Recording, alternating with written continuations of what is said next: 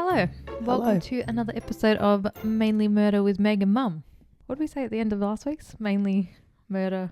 Why wouldn't you say anything but mainly Megan? Oh, fuck. It's a bit of a tongue twister. Too many M's. So today, our case is still in Australia. Our first two cases are in Australia. We have, as the title presents itself, is Daniel Morcombe, who you probably know of this one? Know the details? Heard the name. It's been around a long time. What was it, it was in 2003. Oh. Still a while ago. 2003 doesn't seem that long ago. It's like when you see like people's date of birth. Oh, fuck, 2000, I'm like, oh. Doing payroll and you put their date of birth in, you're like, fuck off, I got older shoes. You have a dressing gown older than that.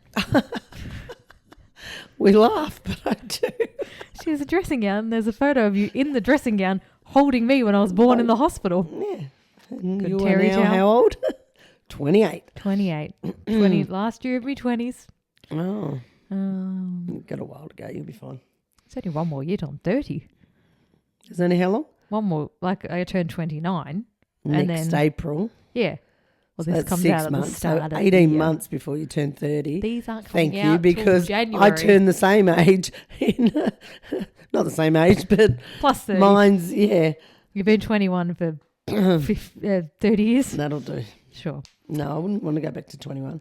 Yeah, neither would I. Anywho. Yeah, okay, go.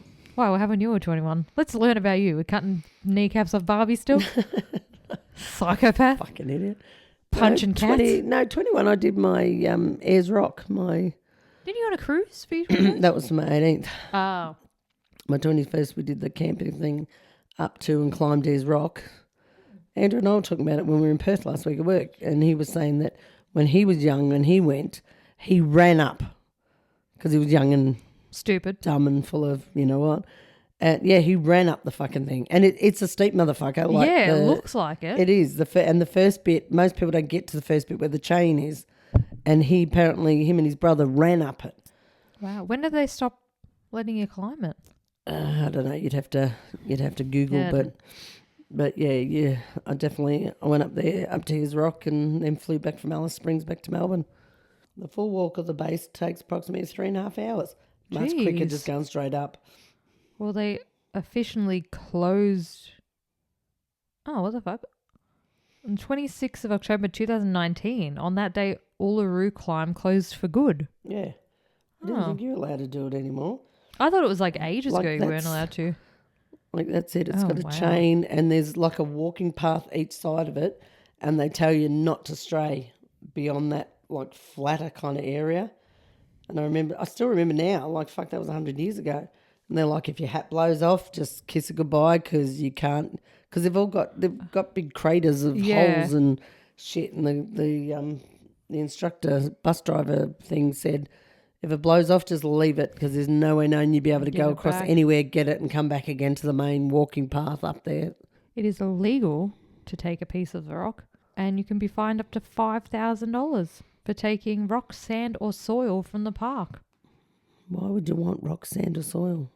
I don't know, like a little jar. You can be like, that's from Uluru. Anywho, so we're nowhere near Uluru today. We're in Queensland. Yeah. So, Daniel James Morcombe was born on the 19th of December 1989 in Melbourne, Australia. Oh. And the family relocated to the Sunshine Coast. He was from Melbourne. Neither did I. 1993. So he would have been... I didn't hear the first year. 89. 89, so 4. 4, okay. I'll help you with that big number. Thanks. He was one of 3 children of Bryce and Denise Morcombe. Daniel was especially close to his identical twin brother, Bradley. His parents became part of Jim's Trees franchise, a part of the Jim's franchise. I did not know that either. Yeah. Oh. They had the right to sell franchises within Queensland and were responsible for advertising and generating work for franchisees. Oh, there you go. Yeah.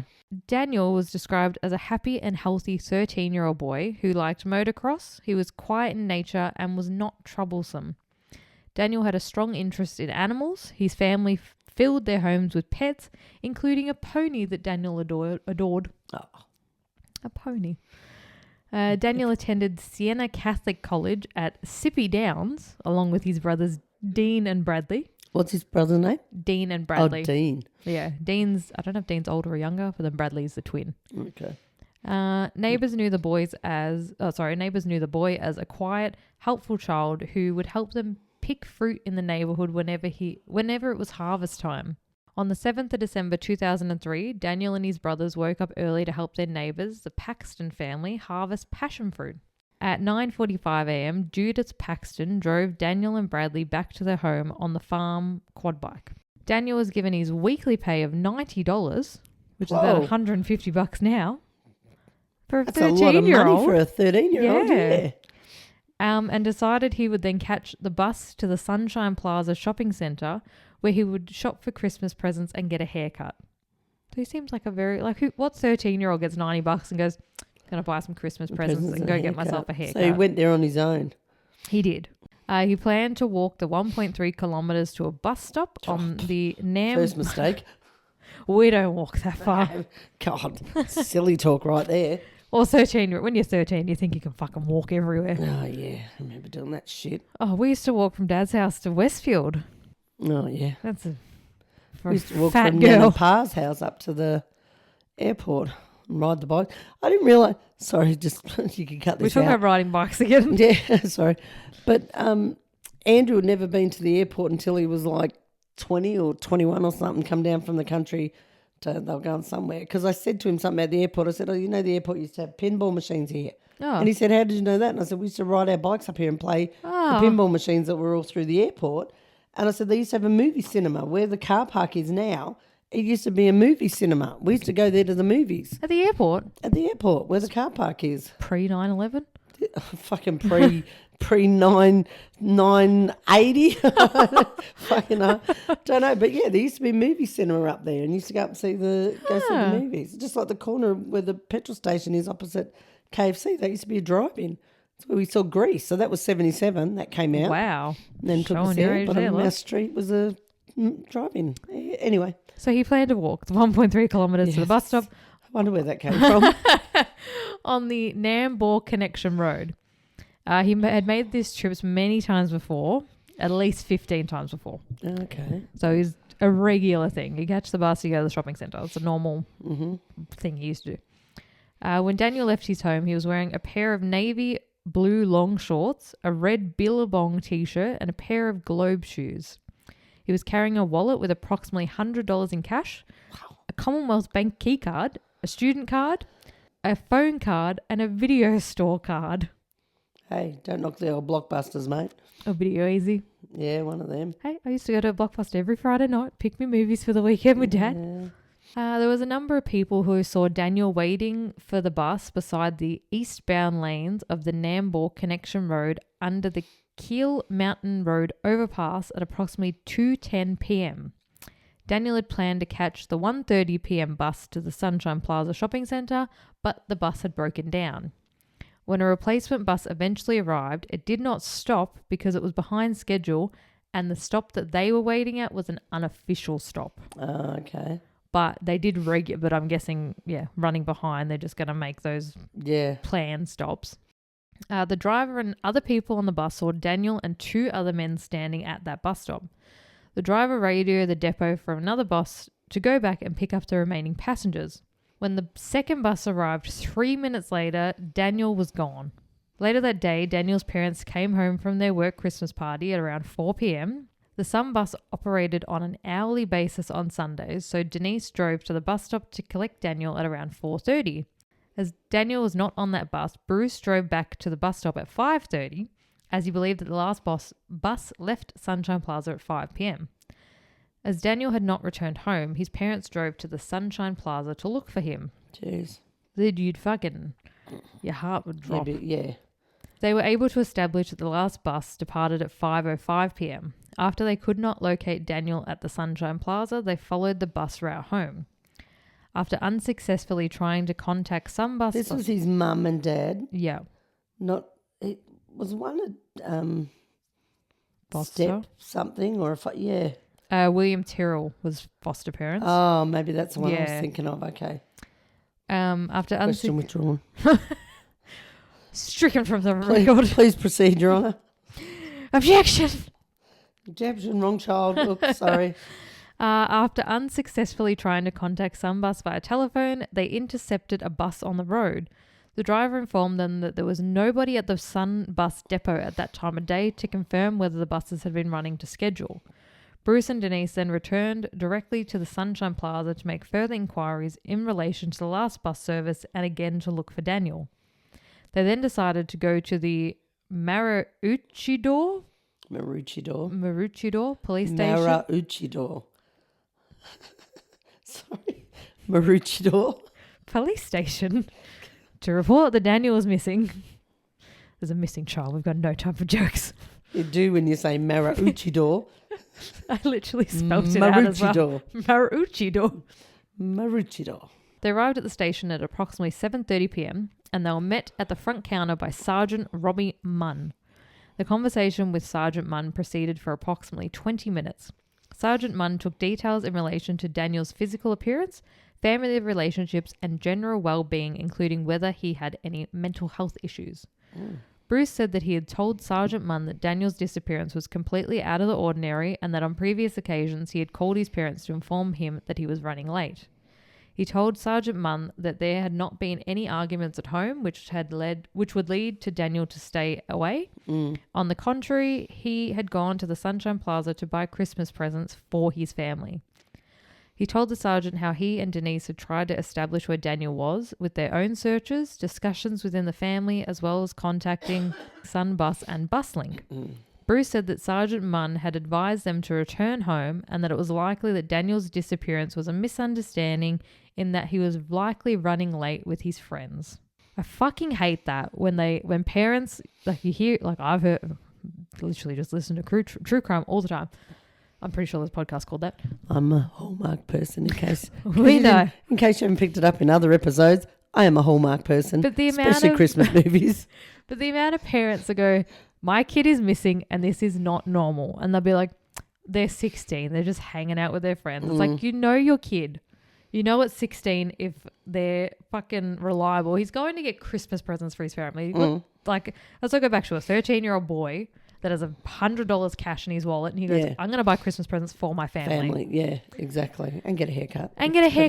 Christmas is coming up. Mum wants me to look. You sound like a good little responsible kid. Yeah, and for the fucking cops to turn around and go, probably just hanging out with his friends. Like, yeah, possibly, but also it sounds like he would ring and go, hey, I went to the shopping centre. I'm just going to go to Bill's house for the afternoon. Can you pick me up at 6? Exactly. As opposed to having a daughter that would fuck off to like Pascal or somewhere and then ring you at 11:30 and ask if you could come and get you because she didn't want to ring her dad whose house she was meant to be staying at. Little shits like that, you mean?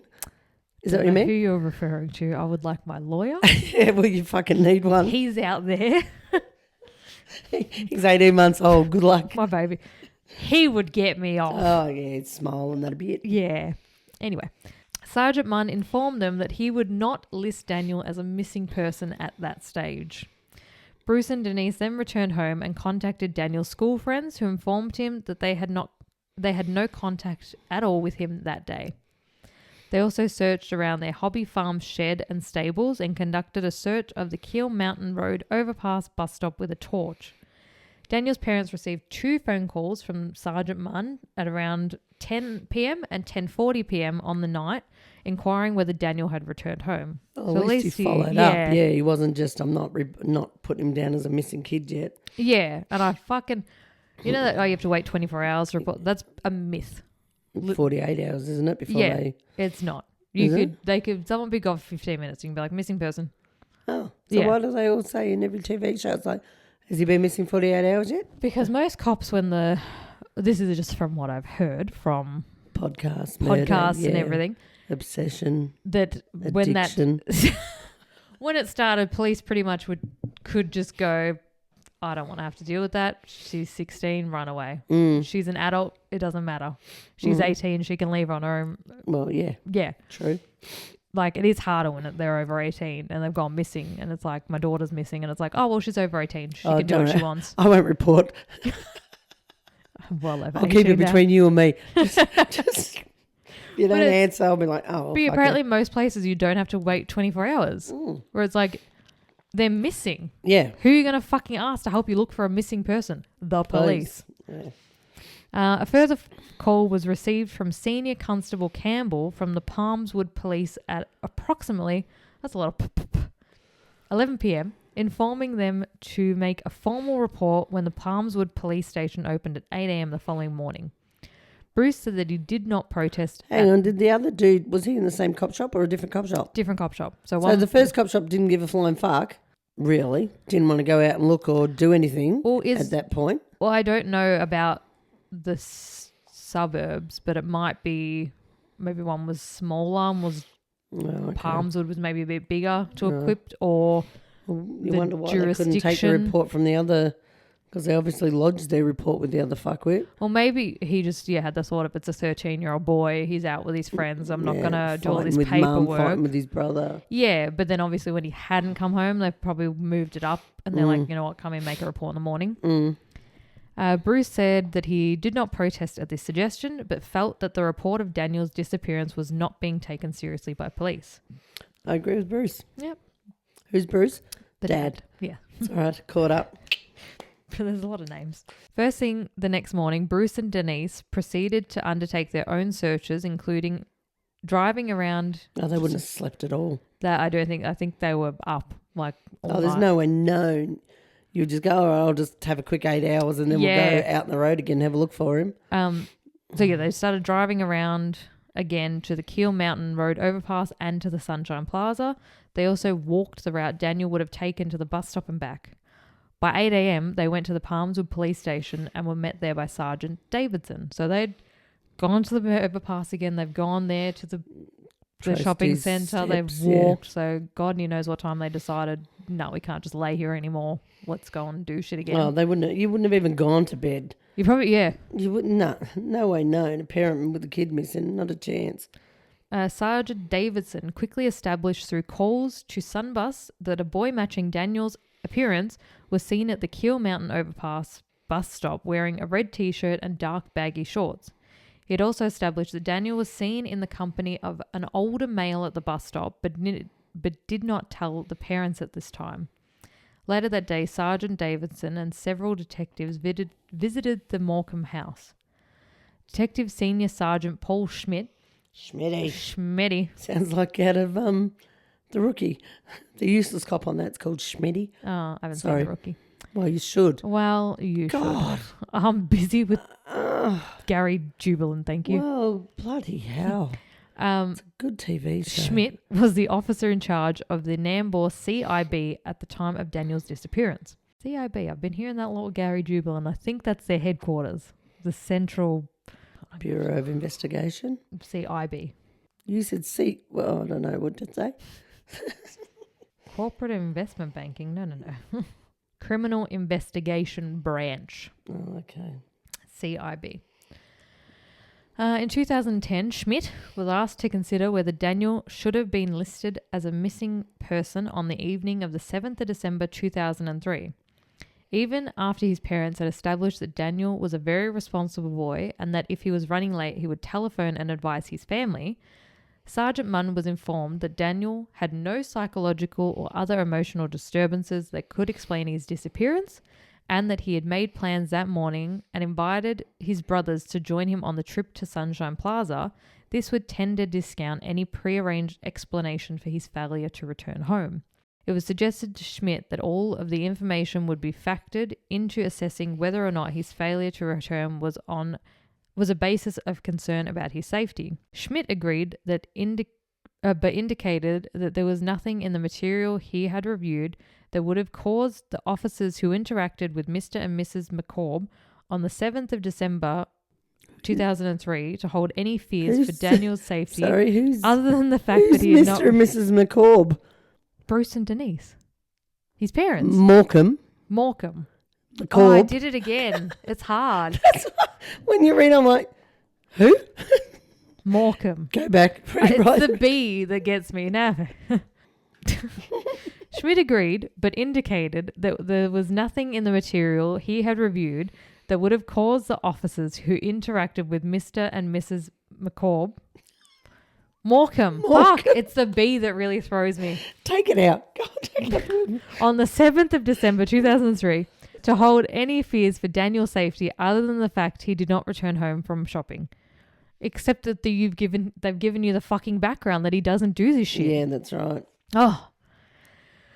Schmidt said that it was not until the next morning when Sergeant Davidson became involved and was able to access information from the Sun Bus Company. However, he also agreed that the QPC, the Queensland Police Service, or the QIPS, would have been able to contact Sunbus on the night of December 7th to make inquiries about the bus movements on that day. He also agreed that if Daniel had been listed as missing and inquiries were made of the bus company on that date, it was possible that investigative leads would have been pursued sooner. Sorry, how? Like when you just said the police would have been able to get over the bus company. How? If like the last bus finishes at 10 o'clock or 11 o'clock or whatever. No one would have been there. No one would have been there. Like Who the fuck were the police going to ring? The police, well, they probably could have got more contact information than, a whole answer. But the buses wouldn't have an after hours number to go, oh, if you need to find out our thing, give us a call. We'll answer you at 2 a.m. when the next bus is. But I feel like, Seems unfortunately, a bit extreme. It wouldn't have done anything. Like, we already know he didn't get on the bus. Yeah. It wouldn't have, I don't know how the police would have got onto the people. Well, actually, he didn't get on the bus. So if they got onto someone that night, they would have known that's really the only information they would have got, that he didn't get on the bus. But he still could have been anywhere. Schmitty outlined significant changes to the QPS procedures for missing persons that had been introduced between 2003 and 2010.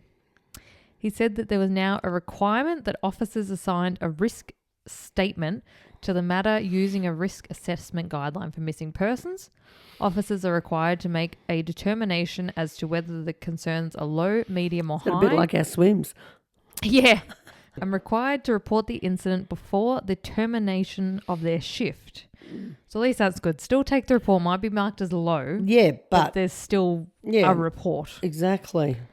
Sergeant Munns said that as he spoke to Mr. and Mrs. Morcombe, he made notes which he subsequently transcribed onto the duty sergeant's occurrence log. Sergeant Munn said that his initial priorities were to put Mr. and Mrs. Morcombe at ease, to record the matter, and to broadcast within the Sunshine Coast Police District to be on the lookout for Daniel. He said that he requested the communications coordinator, Sergeant Yates, to keep an active be on the lookout broadcast throughout the district.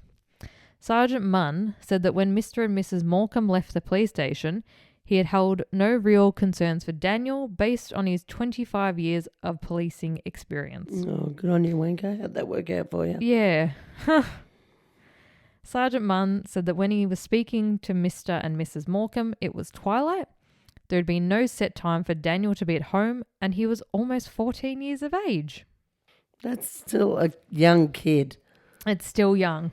He said that there was no information to give him fears for Daniel's safety or concern for his welfare, which were judgments he needed to make to proceed to the formal stage of listing him as missing. You're kidding. A kid doesn't come home.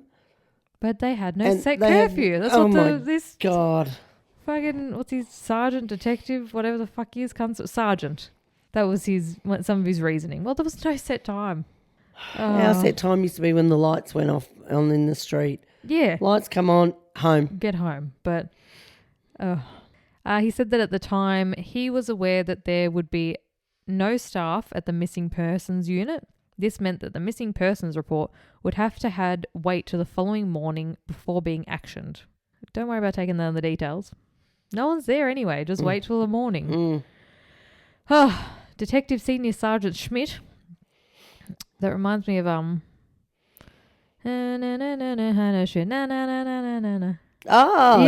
Jungle Jingle. Yeah. Schmidt. Detective Senior Sergeant Schmidt. Okay, Barney. Yep, keep going. Was informed of Daniel's disappearance on the 8th of December 2003 and become responsible for the police investigation. In the first 72 hours following Daniel's disappearance, they had state emergency services searches in the incident area. Police divers were also activated for water searches. Shit. investigations were carried out into reported sightings of Daniel before and after his disappearance, as well as into the reported sighting of vehicles at the Keel Mountain Road overpass. Daniel's bank account was queried for activities. Forensic examinations were conducted of the overpass and of the Sun bus vehicles linked to that location, and a door knock of the residents and businesses in the area were carried out. So the next day, this guy's like, let's fucking get on this. But yeah, one sergeant's like, oh, he's 13, he's not missing. And then the next sergeant's like, let's get every motherfucker out there, door knock, everything. It was obviously your dad. Yeah. Yeah, maybe. Could be the difference. If the first one didn't have kids, might have had a different attitude if he had a kid and thought, shit, if this was my kid.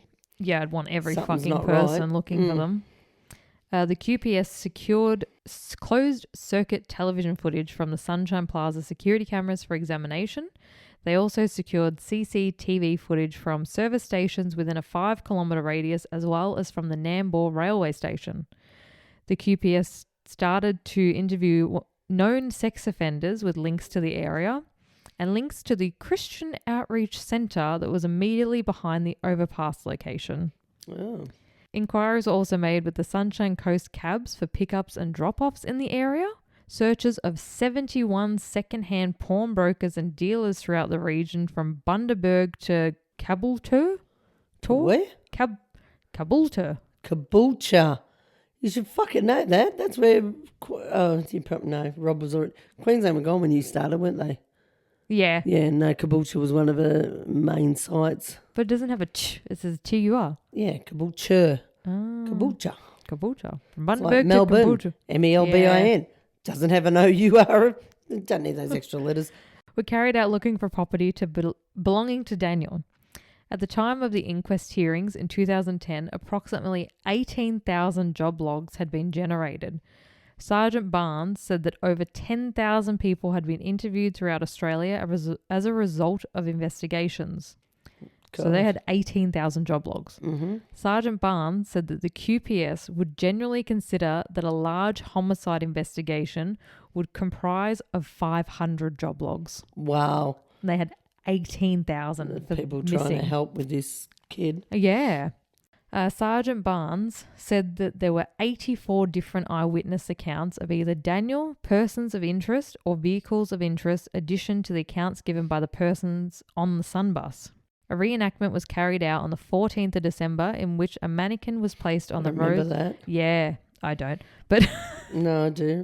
Where the bus stop was, wasn't it? In which a mannequin was placed at the roadside wearing clothing identical to that worn by Daniel at the time of his disappearance. All southbound vehicles on the Nambour Connection Road were intercepted and questioned about their movements on the previous Sunday. A car room was set up with photographs of 37 different vehicles to enable witnesses to identify vehicles they had seen. However, this strategy failed to produce a specific make or model of a vehicle of interest. Yeah, it sounded a bit stupid. It was a lot. Just pick a car, any car. Recognise any of these cars you may have seen last weekend. Unless it's very distinct, like a big bright pink green Hummer or some shit. Exactly, fluoro green. Yeah, there was a very nice car when I went to the post office. It was like a pastel pink Tesla. Oh, it was very pretty. Right. That stands out. That's not usual. Well. Police obtained extensive call records from service providers on the... Hang on, really light pink that parked along the side when you first drove in? Yeah. Yeah, it's there all the time. Oh, well, there you go. Yeah. We'd pick that car. He obviously works at ACM across the road. Oh. Goes across the path. Oh, yeah, true. Anyway, glad we sorted that one out for you. Oh, good. Case closed. There you go. Cross that one out. We don't need 18,000. Police obtained extensive call records from service providers on the basis that more than one offender might have been involved in Daniel's disappearance, and calls were made between offenders.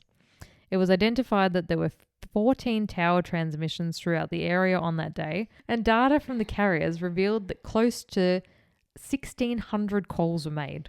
Just on that fucking Sunday, just between all the areas, just through offenders.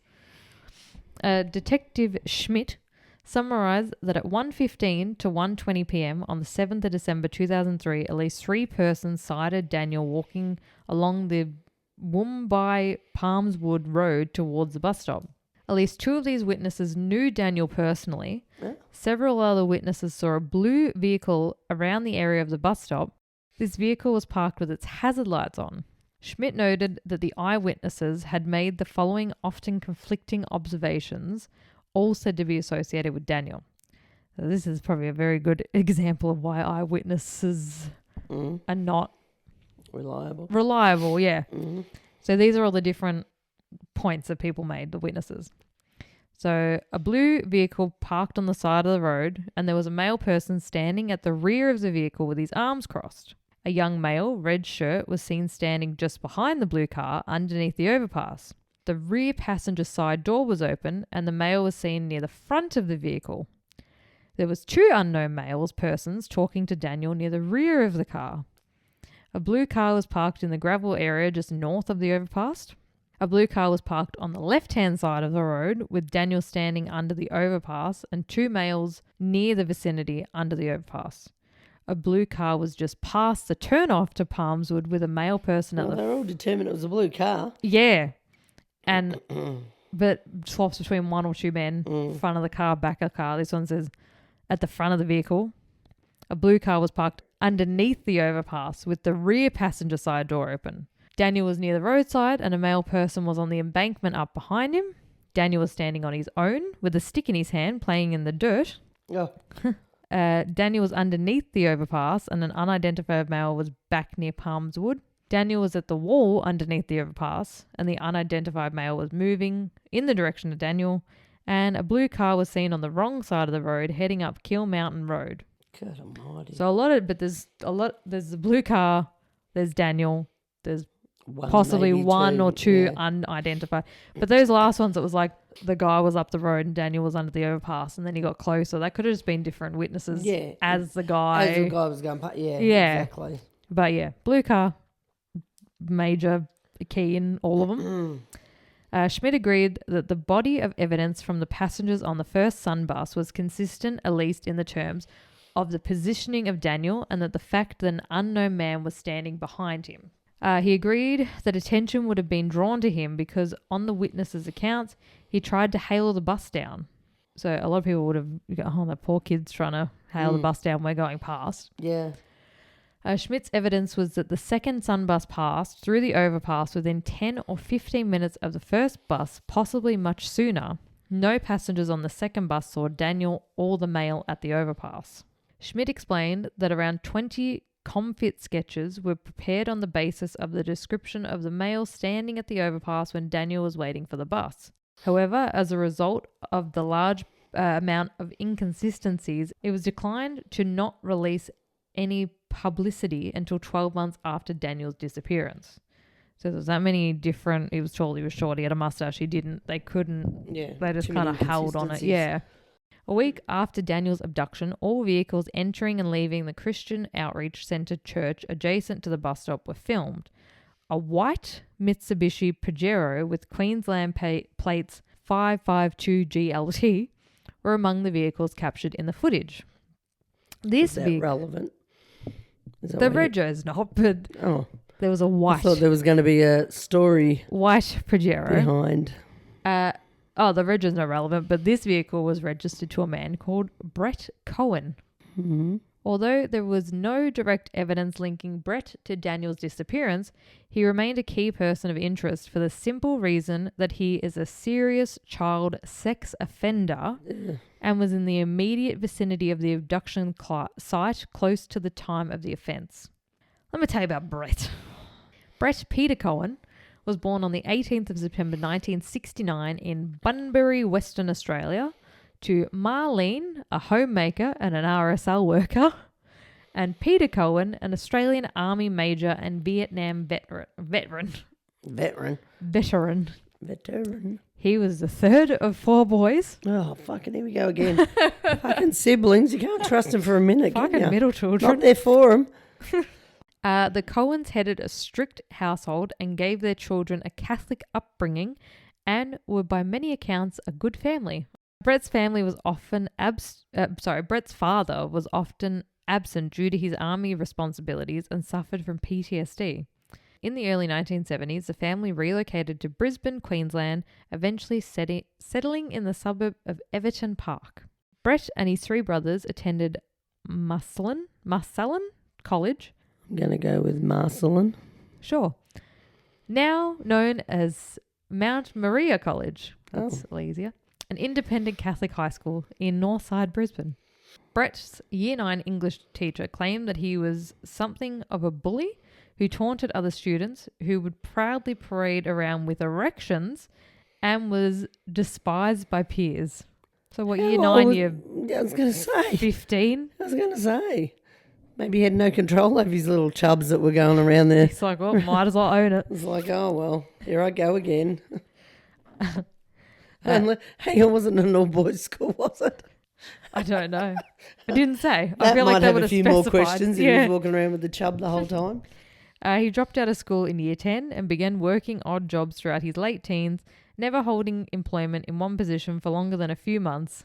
He proved difficult for his mother, who said he was a handful as a child, becoming a difficult teenager, occasionally stealing from her. His problems escalated as he became involved in petty crimes. His first criminal conviction came at the age of 17, and by that time he was regularly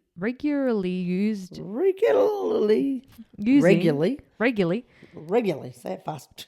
Rip the Band-Aid off. He was regularly using LSD, cocaine, and methamphetamines. Oh, by 17. Where'd he get the money for all that shit? Well, he was stealing it off his mum. True. Brett's theft and drug offences with the law had resulted in him performing community service duties at a public park in Brisbane. On the 5th of December 1987, during one of these community service sessions, when Brett was 18 years old, he took a 7-year-old child from the supervised playground into the toilets and molested him. Oh. He had tried to sodomize the child but was unsuccessful. The offending took place over 5 to 10 minutes. After the attack, his demeanour was casual as he proceeded to watch television inside the childcare centre where he was performing maintenance duties. You're kidding. So he's just molested a 7-year-old and then he's gone to do his maintenance job at a fucking childcare. Exactly. Brett was sentenced to 2 years jail in 1989, but only served half of that sentence. In September 1993, Brett was living at a Darwin caravan park with his 18-year-old girlfriend, Tracy. A 6-year-old boy, who was his neighbour, came looking for his sister. Oh, God. Brett knew his sister was playing on the other side of the caravan park. Instead of taking him to his sister, he took the child through the back fence of the caravan park, where he placed the child on the body of a wrecked car and molested him. Ugh. This offence occurred over 15 to 20 minutes. Fucking hell. Hope some cunt got this one. Well. Please tell me he's dead. I don't care about the spoiler alert. I fuck don't yeah. know. All right, I'll keep listening. Come on. I just want to make sure he's fucking someone got him. The boy was left in the abandoned car in the bush with a punctured lung due to the force of the act and several cuts. The boy stumbled into a petrol station, dazed and distraught, and the police were called immediately. They initially assumed that the boy had been hit by a car because of the extent of his injuries. Brett initially denied his involvement, going to considerable lengths to portray his innocence by stating to the police, "I hope you catch the bastard." Very similar to the last one we just did. I was going to say, this fuckwit's just come out of jail for being a little pedo, and now he's done it again, and he thinks they're not going to be number one suspect. However, the officers quickly discovered that Brett was the only man in the caravan park not to offer up a DNA sample after semen was found on the boy's discarded underwear. A background check conducted by the officers also revealed his former molestation conviction in 1987. Police contacted him once again with the evidence, and he quickly confessed to the rape. Brett was sentenced in 1994 in the Northern Territory Supreme Court to serve 7 years in jail. He was then only required to serve 3.5 years. Oh, fuck. Psychological assessments followed, and Brett was deemed as a pathological liar who lived a parasitic existence, relying mostly on his parents to support him. They should have drowned him. She should have swallowed. It's fucking... Any of the above. I hate that... So he's been in jail once for child molestation. Mm-hmm. Now he's been in jail twice for child molestation. Mm-hmm. Why is he not still in fucking jail? Mm-hmm. Ugh. The psychologist also discovered a gross lack of awareness on behalf of Brett, who believed that his victim would not report the case because he probably enjoyed the experience. Oh, for God's sake. Following his release from jail in 1997, when? In 1997. 1997s. Okay. All of the 1997s. He professed his desire for rehabilitation and said that he recognized that his sexual deviancy was a problem. He was ordered to attend a sexual offenders treatment program. That should have just been castration. Exactly. And moved in with his pastor aunt and uncle, Jenny and Keith. Kenny and Keith, okay. How'd he go with them? Jenny and Keith on the Sunshine Coast, becoming a reformed Christian. Oh, fuck right off. In 1998, 29-year-old Brett, I forgot, I put 2 E's instead of 2 T's, Brett, moved into the suburb of Beerwah with Tracy Lee Moncrief, another churchgoer. The two were married the following year and then had 2 children. Oh, Jesus. God help them. Brett regularly attended church services and no criminal convictions were reported from this time up until 2003. During that year, he also stopped attending church and the couple divorced in 2004. Brett was first spoken to by police in relation to Daniel's disappearance on the 21st of December. He said that the police later returned to take his vehicle for forensic investigation and he provided them with a DNA sample. He agreed that after he first spoke to the police, they had some concerns in relation to a period of time on the 7th of December 2003 they were having difficulty accounting for. When he was interviewed again in 2005, stating he had driven along the road where Daniel was last seen, but it was only travelling along there to pick up a mulcher. He also provided this as an alibi for the missing time. And said he was visiting Sandra Drummond in Beerwah to buy pot and that I always spend a minimum of half an hour at Sandy's place. Oh. Brett, Sandy would be able to confirm that, wouldn't Sandy? Well, Sandy. Our little drug dealer. Yes. Brett thought it was, quote, funny that they still thought I had something to do with Daniel's disappearance. Over 30 minutes or 35 minutes, whatever it was, just having to do something in half an hour and get rid of or, anything like that. I don't think that's possible. Police pointed out that he'd previously molested 2 boys in under 30 minutes and that he could have unintentionally abducted, molested and accidentally killed a boy within 15. You've already been proven to have done this shit in less than 20 minutes before. And you're like, 30 minutes, couldn't do that. Oh, no, not 30. Could do it twice. He also agreed that he only confessed to the Darwin offence because he knew police had located his DNA on the victim's clothing and that the Darwin incident made it clear that he would lie until he had no other choice. Although there was a medical... Put your teeth back in. Yeah. Put Dad's teeth in. Oh, fuck. They're in this house. They're a twisted. I'm surprised they're not up on the bookshelf. Maybe they could. Dad and Dick and... Oh, that's just fucking creepy. 2 dicks and a dad. Because I got their dad as well. No, you're a fucking sick bitch. You could probably put them up on the top there. No, they're fun on the bookshelf so everyone can see them. On what bookshelf? The bookshelf out there. Oh. Bit of dicks also in the linen cupboard. Oh, but I'm sure there's a bit of dick in the linen cupboard. I washed my towels, thank you.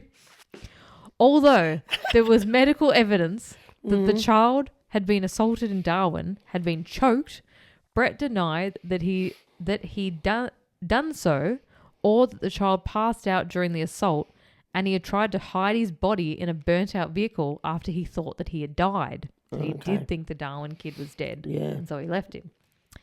Brett had also admitted that after arriving in Queensland from the Northern Territory, he had also been accused of sexually offending against a 15-month-old child and a 12-year-old boy, but had not been charged in relation to those matters. I'm sorry, but I think the parents should have the right to kill some cunt that does that.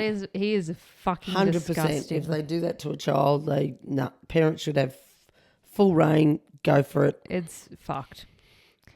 But I don't know, like, how the fuck was he in prison twice and got out? Mm-hmm. It's disgusting. Exactly. He also admitted to molesting children between 6 and 8 years old at his local swimming pool while he was a teenager. Brett had also been using the internet on the night of the 6th of December for around 6 hours until 4 a.m. What was jizzing going on there? That keyboard would have been sticky as all fuck. Oh, yuck. He acknowledged that he would have been looking at pornography, but denied that any of this was related to children. Yeah, bullshit. It would have been all kiddie porn. For 6 hours? Yeah. You've got a wife. He would have... Yeah, where was she? She was asleep while he's watching his fucking kiddie porn. Yeah, but for 6 hours, that's I'd love way to too hear much. podcasts on partners and wives. People that marry these fuckwits without any clue. Yeah, for 6 hours, that's a lot of wanking. That's too long. I'd have been like looking like sandpaper had been on it after that point. If you go blind. Brett called Frank Davis, his employer's father, at 12:50 p.m. to see whether he could borrow his mulcher.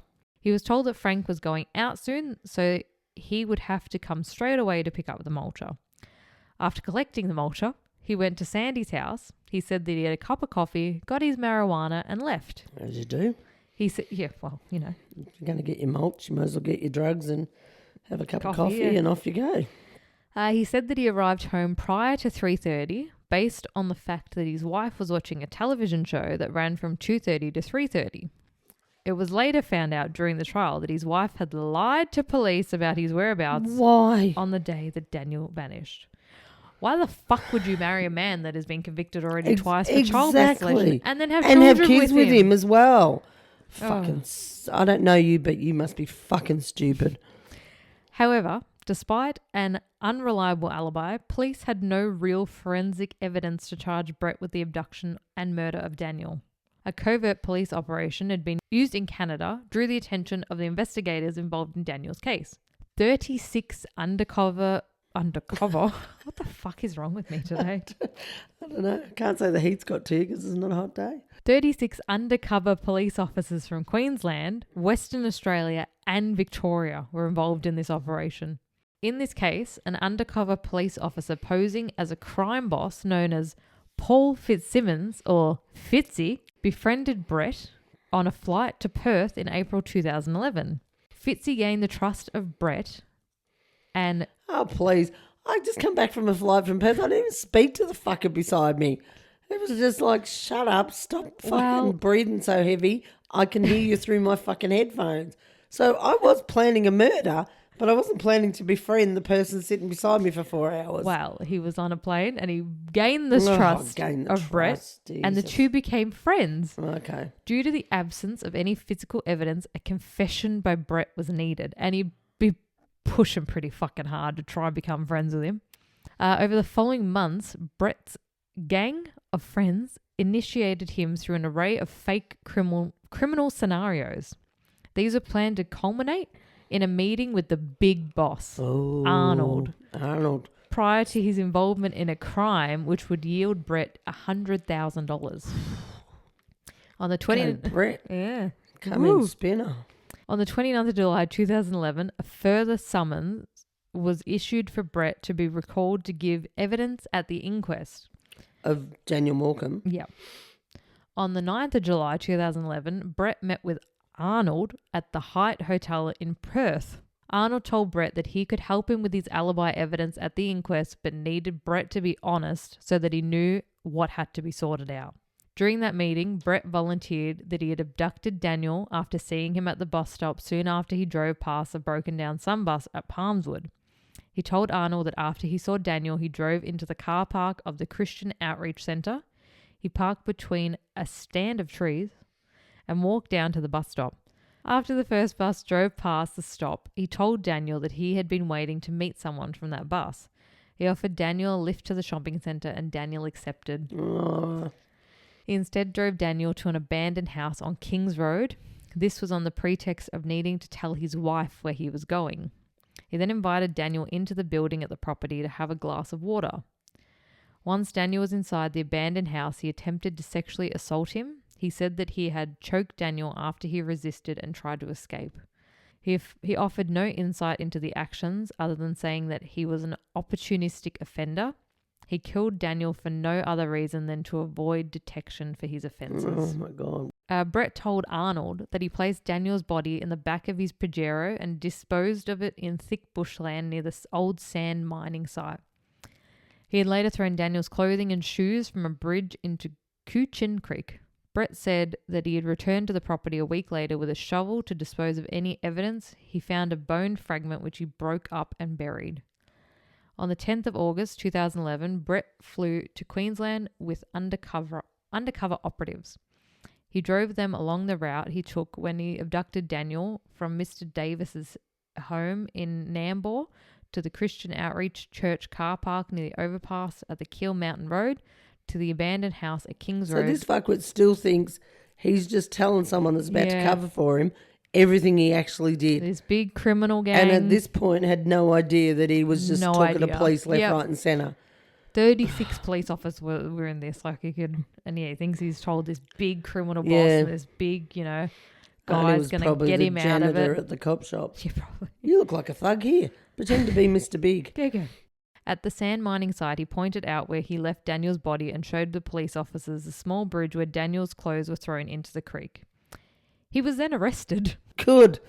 Surprise. Surprise, motherfucker. We're not really gangsters. Could you fucking imagine that moment, though? Hey.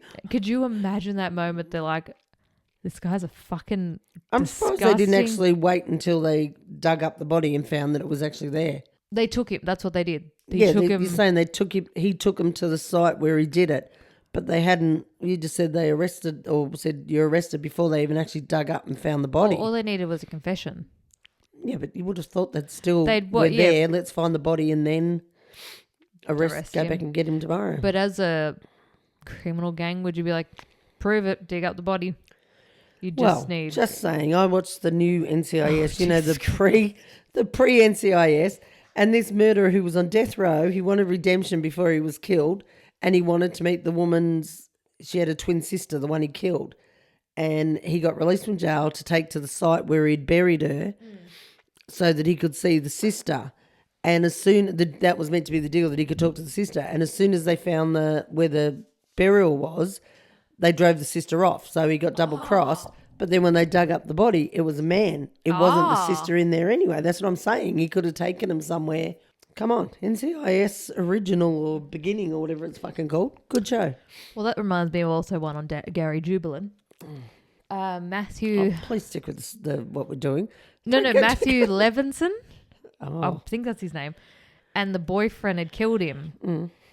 But they got convicted as not guilty in trial. But he perjured himself. Okay. To get off perjury charges. Show us the body. Oh, there you go. And they found his body last hour of the permit to be in this national park. Okay. They found the body. Wow. So, he was arrested. Yeah, he was arrested. In case anyone forgot where we were at, he was arrested. But that's what I say. Could you fucking imagine being the cop having to pretend to be friends with this dickhead? Yeah, I reckon. And then be like, oh, that's cool. Like, oh man, show us what you did. Yeah. Come on, let's go on a road trip. But in the moment, they're like, yeah, his body's there. He'd be like, arrested. Daniel's remains and items of clothing that he was wearing on the 7th of December were recovered from the area identified by Brett. The items of clothing found were a pair of shoes, underwear, and a belt. By the end of the investigation, 17 bones had been found, including a rib, hip, leg, arm, and vertebrae. Fucking hell. They were all confirmed to be belonging to Daniel using DNA from his toothbrush to match. I don't know why that's sad. Like, his toothbrush is still around. Like, he's... Yeah. As a result of the find, Daniel's funeral was held at Siena Catholic College on the 7th of December 2012, which was... He disappeared on the 7th, 2003. Yeah. With more than 2,000 people in attendance. On the 7th of February 2014, Brett was ordered to stand trial. He was charged with murder, indecently dealing with a child under the age of 16, and improperly dealing with a corpse. 116 witnesses gave evidence and over 200 exhibits were tendered into evidence. Brett pleaded not guilty of course he did. and declined to give evidence. Oh. On the 13th of March 2014, Brett Cohen was found guilty of all charges. Clearly. He was sentenced to life imprisonment with the possibility of parole after 20 years. In a Yahoo News article from 2016, a fellow inmate at Woolston Correctional Centre screamed, "This is for Daniel," before he poured boiling hot water over Brett. Yay. Brett was rushed to hospital, suffering severe burns to his face, head, back, chest, and I thighs. feel sorry for him. Not. Boo-hoo. An inmate told reporters, quote, "There's no way he gets out of there alive. Good. Every time another bloke gets a chance, they will have a crack at him." Good. Is he dead now? Please tell me he's dead now. I think he's still alive, Oh, unfortunately. it's a shame. Well, they need to keep cracking. Keep cracking, McCracken. What's going on? Keep cracking at him. What sort of prison guards are there? They should be letting them just waltz around and go around the corner. Bit of Epstein, Yeah. going on my break. Oh, yeah. I'll be back in 5. You guys play nice. The Morcombe family started the Daniel Morcombe Foundation. The foundation is committed to educating children about personal safety and to raising awareness throughout Australia of the dangers of predatory criminals. These efforts are supported by the Australian media, especially on each anniversary of the disappearance, when the Day for Daniel is held to promote awareness of vulnerable children. An accompanying event is the Ride for Daniel, which covers 50 kilometres of the Sunshine Coast, held each year since 2005. Wow. So this is a description straight from the danielmorcombe.com.au website. They describe the Day for Daniel as held annually on the last Friday of October. Day for Daniel honours the memory of Daniel Morcombe. We ask all Australians on this very special day to wear red, educate and donate. Parents, carers and educators are encouraged to start a conversation with children and young people about personal safety. Schools and early learning centres conduct child safety and education activities. Businesses and communities come together to raise awareness of child safety issues. There, and then when I also was Googling, the brand Bowden's, which is like a Bunnings? Bowens, B-O-W-E-N. B-O-W-D-E-N. Oh. Bowden's. You'd know the thing. They have a product called Daniel Morcombe Snow Good, which is a car cleaning foam, and $10 from every bottle goes to the Daniel Morcombe Foundation. But anyway, Bowden's, if you probably just Google, but it's called Daniel Morcombe Snow Good car cleaner, $10. And Golden Casket is the lottery corporation in Queensland, and they pledged $300,000 of unclaimed prize money to the Daniel Morcombe Foundation in 2019. Oh, that was good. Yeah, so that's like our Tats Lotto. Yeah.